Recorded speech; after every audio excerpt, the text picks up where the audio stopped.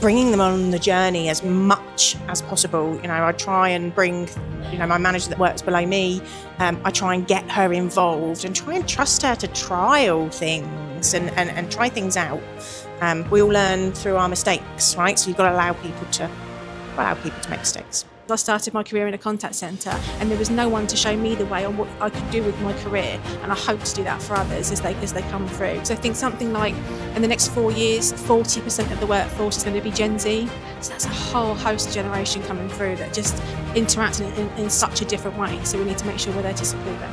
Welcome to the CX Impact Tour. I am Juanita Coley, and as I'm traveling the globe, I'm sitting down with CX leaders that are focusing on what's working, what's shifting, and how they are preparing for the future of this dynamically shifting workplace.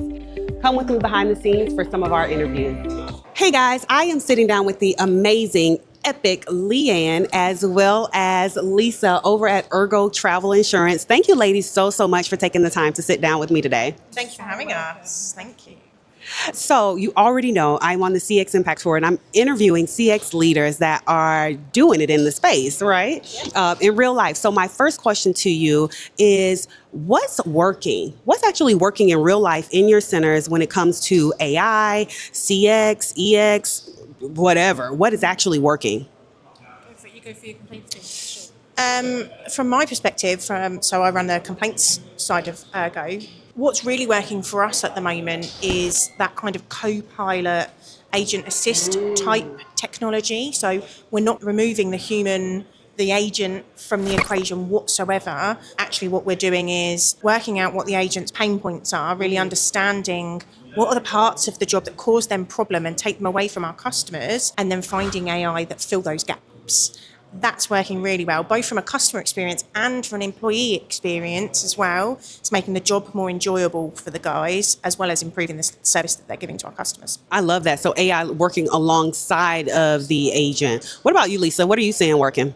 At the moment, it's around the customer experience space. So there's been a lot of education going into all of our third-party providers just around the culture of the UK customer and making sure they fully understand. Because there's certain, when you're speaking to a customer, there's maybe some phrases or expressions or terminology that some cultures might find offensive, that some cultures might not find helpful or empathetic. So lots of education going on in that space so that everyone really understands our customer base and how best to look after them. Because in our space, a lot of our contact centres are looking after customers that are in high-pressured situations or in distressful situations. So lots of work to go and understand what that customer's gone through and what that journey is. That's what's I love that how you're talking about basically not only, since we are hearing in the industry about hyper-personalization, but you're also thinking about not only hyper-personalization, but I'm going to make up a word, okay? Culturalization, right? If that's it. Maybe I didn't make up a word. I don't know, right? But I'm quick to make up a word, right? So I love how you're talking about like, okay, my UK customers, we have to talk to very specifically like this. So it's that hyper-personalization on top of thinking about the culture as well. So on that note, right, when we think about what's shifting, I think everything's shifting so rapidly, but what is bubbling up to the top to you right now? I'll start with you, Leigh-Anne. Customer expectations and the speed of service that they're expecting from every aspect. So, from an insurance claims perspective, the number of customers that want that money now, instantly. Absolutely, yeah. As soon as they've submitted their claim, within 30 minutes, an hour, they want that money back. But also, in my space in complaints, customers are still having that expectation. They still want that really fast resolution. So trying to increase that speed, but retain the quality of that service, that's a challenge with this shift that we're trying to find that balance. Yeah. A balance between speed and quality. Absolutely.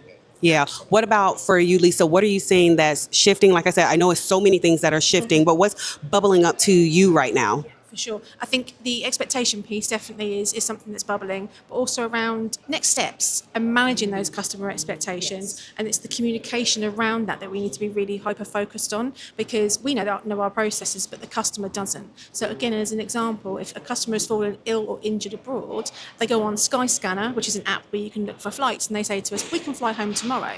The reality is we need permission from your treating doctor to say you're well enough to fly. We need to contact the airline to get their permission to make sure that they can onboard an unwell person onto their flight and they're accepting that risk. There's so many processes. And unless we tell the customer, they don't know that. So they think that we're putting in obstacles in their way. So whilst that's quite a specific example, but it's deliberate because that's the types of things that are bubbling to the surface right now. I think what drives some of that is the availability of information out there to customers. So they think, well, I know the answer because Google tells me here's the answer. But actually, it's almost like there's too much information out there and it makes things seem oversimplified. That's really good because on one hand, like when we think about like in US based markets is like, hey, knowledge management, we need to get more information out there. Kind of what I hear you saying is in some cases, it can almost be the adverse where it's too much information and it makes it seem like it's more simple. And now it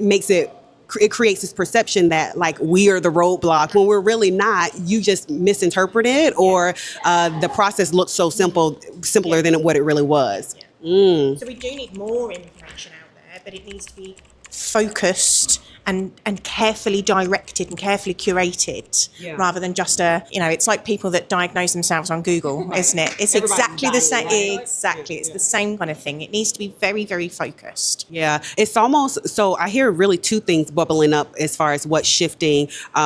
Lisa, from your answer is the next best action, right? What's that next best step? But also right sizing expectations, right? Yeah, that's really good. That's a whole nugget. I hope y'all got that. The last question, I'm gonna let you ladies go because I can sit here and talk to y'all forever.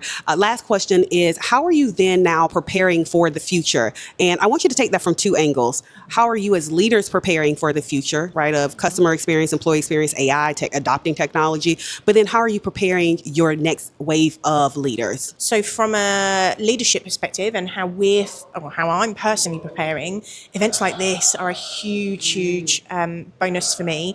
Networking and trying to hear about what other industries are seeing and preempting how that might come and affect our industry next. So that really helps. And then from a kind of empowering our next generation of leaders, I think bringing them on the journey as much as possible. I try and bring, my manager that works below me, I try and get her involved and try and trust her to trial things and try things out.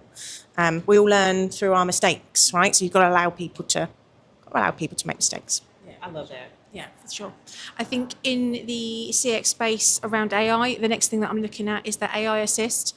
In our industry, we have hundreds of policies that have multiple pages of terms and conditions. And actually, if we can have some AI assist to give the agent some of the answers and take some of the heat out of those calls, they can concentrate on that service level and that empathy that we all crave to give our customers. So that's my next big focus moving forward from there as a leader. For the next generation, it's that empowerment piece, just as you were saying there. I think what's exciting for me, and I know that I probably speak for you, is that this didn't exist for us when we were in contact centres. I started my career in a contact centre and there was no one to show me the way on what I could do with my career. And I hope to do that for others as they come through. Because I think something like in the next 4 years, 40% of the workforce is going to be Gen Z. So that's a whole host of generation coming through that just interact in such a different way. So we need to make sure we're there to support them.